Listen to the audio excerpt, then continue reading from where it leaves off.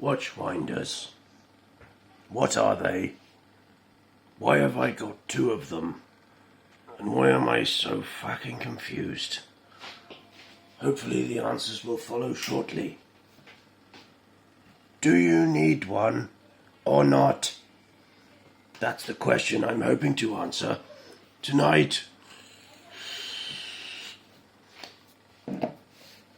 Here I have two watchwinders of greatly differing prices. One of them is my old winder called the Barrington. I'll turn them off and hopefully explain old Barry to you. Now, he's become an extremely noisy old fucker, as you can probably hear. His Chinese motor is struggling with the heft of this rather heavy piece, but he does it with even the lightest of pieces. A lovely piano black mirror finish and a British company, so that's a plus. This winder I've had for several years, and I actually paid money for this thing when I was a bit deranged, and I thought I needed one. You don't need one of these. They are completely pointless. Rather nice ornaments and a sight to be seen upon the mantelpiece, but they really serve very little purpose. Occasionally it's nice to keep your watch wound up while you're not wearing it, but to be honest, overnight is about the longest time I don't wear any watch, and so it's a bone of contention. Do you need one or not? I don't think you do. And when I bought this, and I'll unplug it now, show you a bit more specification. Old Barry here, Mr. Barrington, it cost me £100 when I bought it about 5 years ago, and now they're £175. I wouldn't pay £100 for it again. But the good thing about this one, aside from its noisy motor, and it wasn't always this noisy, it used to be silent, but after about 6 months it started to make quite a lot of noise, so you wouldn't want it in your bedroom when you're trying to go to sleep. But it does feature a battery slot, and as you can see here, you can wind clockwise, counterclockwise, or both directions, which most of us will do, and you can choose turns per day. 650, 750, 850, 1060, and 1950. I don't know what watches need that. Seiko's and most watches are about 650 turns per day to 750 a day. And it does that left and right, and does it very well, but it's very loud. I just did shit myself. So I'll take off the cushion here, show it to you. I'll get rid of this heavyweight bulbazoid. Actually put him on my spaghetti for a bit of a show.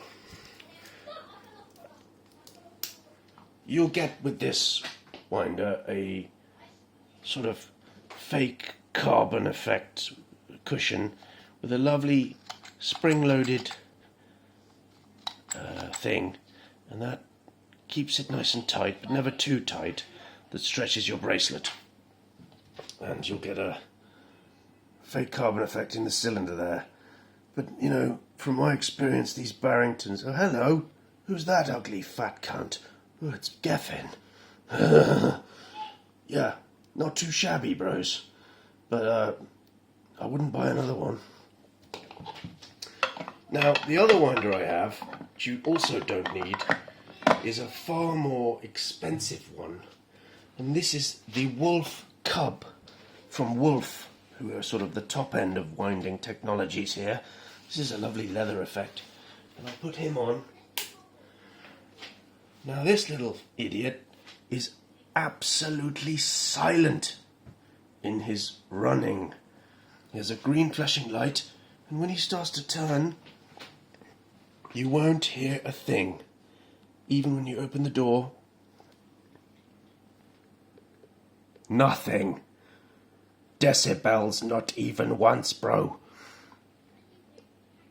Suitable for the nightstand, other than this little green blipper, which doesn't annoy me, and the strange addition of magnets in this plexiglass frontage, which you wouldn't like to think are good for a watch, but according to Wolf, they will not damage your watch. And even the electric motor, some people say, is not good for watches, but I've seen videos from Wolf, and the Gauss measurement is like 0.1 or something. It's lower than the Earth's magnetic field that your watch will experience on a daily. So they really won't damage the watch, and I haven't had a problem with it. But this one is I've seen it priced from anywhere from £203 up to £309. No way in hell would I ever pay that kind of money for this piece of shit, but it came with the Doxers as like a free gift, and I'll take it. And it is nice, and it is extremely good quality, but as you can see, and it's completely silent. You literally can't hear a thing, which is great. For how long you can't hear a thing, I don't know. I've only had it a few days. But we'll turn it off, and we'll take the watch out. And this one comes with these lovely tabs that you pull, and then the watch is on this very nice soft cushion, which we'll remove. Put that on the other wrist. Keep it out of the danger zone. And here we have the Wolf cushion, and in the box, and this cushion's quite clever. It comes like this. This is for a lady's watch. You could just put a lady's watch on here, and then they've got this. This is the standard cushion, and then there's a smaller cushion for the more noodle-wristed compadres. And you can, I think, buy an even bigger one if you're some sort of 8-inch to 9-inch wristed behemoth.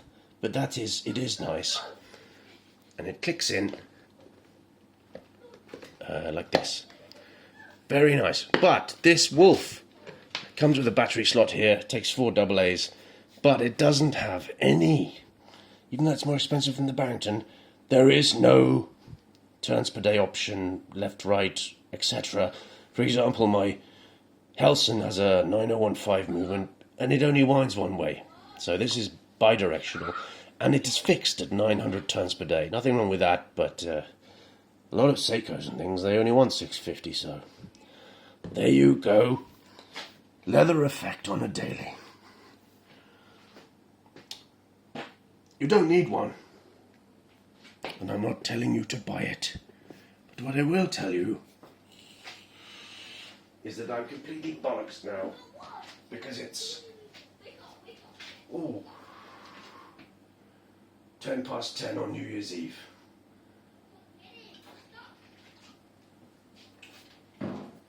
Stay freaky, bros. And we'll see you in the new year with all kinds of fucked up content.